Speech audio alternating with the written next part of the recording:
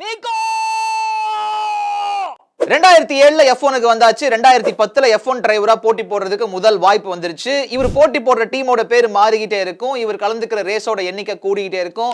7வது வருவாரு, 6வது, 5வது, 4வது கூட ஒரு ரேஸ்ல வந்துருவாருங்க. ஆனா போடியம்ல ஏறி நின்னு ஷாம்பைன் பாட்டில கையில வாங்கி தலகீழா கவுத்து வேஸ்ட் பண்ற அந்த ஒரு வாய்ப்பு மட்டும் இத்தனை வருஷத்துல அவருக்கு வரவே இல்லைங்க.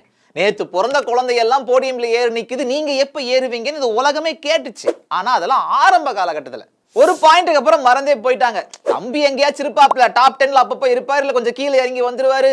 ஆனாலும் பாருங்க, திறமசாலினா அவருதான்ப்பா. இந்த டைலாக மட்டும் உலகம் மறக்கவே இல்லை. ஃபைனலி 239 ரேசஸ்க்கு பிறகு 19வது இடத்துல ரேஸ் ஆரம்பிச்சு நடுவுல மழை வந்து ஹலோ அப்படின்னு சொன்னாலும் அவங்க டீம் சரியான ஒரு ஸ்ட்ராட்டஜியை கையாண்டதன் காரணமாக சில்வர்ஸ்டோன் சர்க்கிட்ல மண்ணின் மைந்தன் லூயிஸ் ஹாமில்டனை பின்னாடி தள்ளிட்டு 3வது இடத்துல முடிச்சு அந்த போடியம்ல நீக்கோ ஹில்கன்பர்க் ஏறிட்டாருங்க.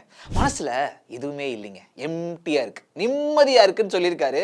சில நேரத்துல அப்படித்தான். நெக்ஸ்ட் யாரு கீழே சொல்லுங்க.